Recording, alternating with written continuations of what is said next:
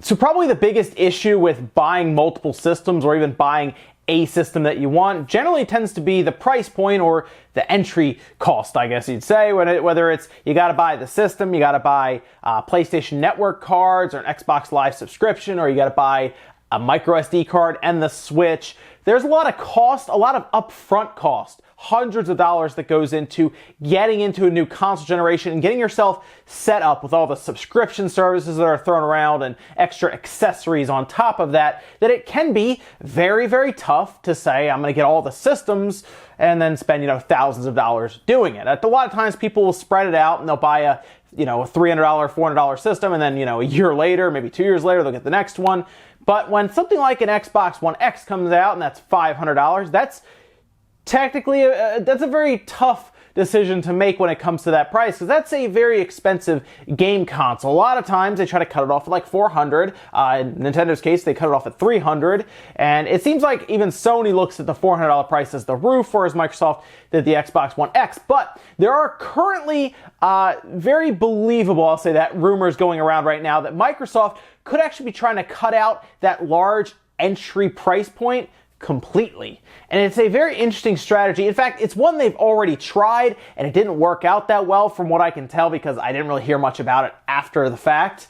And that is subsidizing a console similar to how you may subsidize your cell phone. People already do this constantly with cell phones, and they actually do it with a lot of other things too, by using things like a credit card or, paying it off over time. I guess Rent-A-Center still does, get you a system for way more than it is after you pay it all down. But what Microsoft could be doing here, it's called Xbox Access.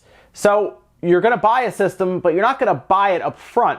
You're going to spend money over time. For example, an Xbox One X with 2 years of Xbox Live and 2 years of Xbox Game Pass, where of course is like their Netflix service, is $35 a month. Whereas if you add it all up, it's like $880. Whereas if you kind of factor it out there, it's actually about $20 or so less.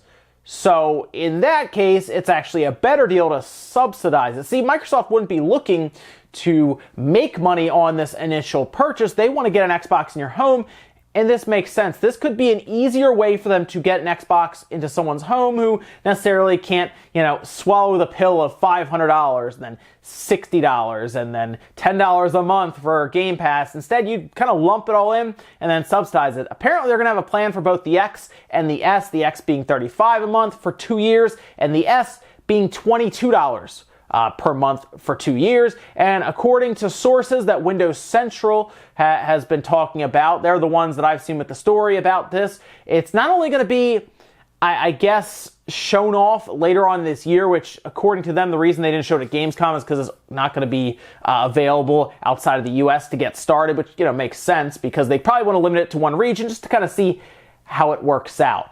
But when you pay it off, or when you get to the end of your 2 years, according to their sources, you actually get to keep the system. It's not like you have to give it back. You are actually paying it off. It's not like you're borrowing it, which is probably good for a lot of people. That seemed to be one of the biggest question marks I would see in threads about this possible thing, or even on Twitter when I talked about it, was, do you have to give it back after you pay all that money? No, you actually get to keep it. So you would actually save money over the months and I guess a couple of years, and then you get to keep it, and you can actually cancel your Xbox Live service at that time. So the service that I had talked about previously, or the trial run, I still think this was a massive trial run by Microsoft, was back in 2012, they made headlines for doing this similar thing, except there was an upfront cost with the 360. Bad idea. There should be no upfront cost. Maybe you have to pay the first month, and that's it or something, which would be like 35 or 22.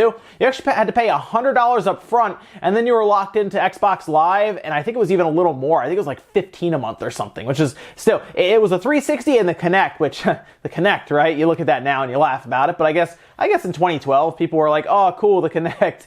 But it doesn't seem to work out that well, because I didn't really see a lot of stories about it after that, and it kind of just went away. So I think that was a trial run for them to get to the Xbox One S and the X, and consider the fact that when a new generation starts, people usually have to pick which one they want, because we're expecting $400, $500 systems, But what if you walk in and you sign up and like a brand new cell phone just came out, you don't pay anything up front. You leave with it and you got to spend money every month like you would with an Xbox Live or a Game Pass anyway, but you get to keep the ultra expensive, super powerful system that just came out yesterday. I guess I would have a couple questions about this. One, what happens if somebody does not pay them out? Like, what if they just stop paying? Do they get the system back? Do they like completely brick the system over the internet or something? Does the system have to continuously log into the internet, or probably always need to be connected to the internet, or at least so many times throughout the month just to do checks on it, just to make sure everything's on the up and up with your payments? That's what I don't get. With a cell phone, if you stop paying your bill, they can usually blacklist your cell phone and then it won't be able to be activated at all, which of course makes the cell phone mostly useless at that point. If you can't activate through a SIM card, you usually get stuck on a menu or you just get no service, and I guess you can use it as an MP3 player, a very expensive MP3 player. People don't realize how expensive cell phones actually are. They're like $700, $800. So I think a couple of them now, like the iPhone 10 or whatever, was like $1,000. Yeah, we're talking about a $500 system, I guess, here. But it's interesting to think that Microsoft could show up with a way for you to get a system for nothing up front and just subsidize it over time, that you don't have to go to a rent-a-center and pay through the nose for it. You actually end up saving money. It's because they want to get you the system, get it into your living room, and then make money off you through royalties. And then, of course, it would help to balloon their user count or their engagement numbers, as they want to be called, where they have just tons more people signing into Xbox Live because you have to, because you're tied into it. It's an interesting concept, interesting idea, and according to Windows Central and others, we actually should look forward to seeing this introduced later this month. Like any day now. So, hey, keep an eye out for Xbox Access, or we're going to see what happens there, Xbox All Access.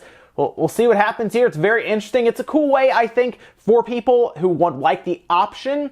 But of course, I don't think this will replace just going in and buying it outright. Cell phones are known heavily, as a lot of people, to be $100 or $200, and really there is a fee on your plan that you're paying it off. Of course, there are people who just walk in and buy a cell phone. So I would expect the same thing to basically be for the Xbox, even next generation, if they decide to do this from day one. But that would make it exciting, because I would be very, very curious to see how many Xboxes go off shelves if you don't have to pay anything up front. You just subsidize it over time.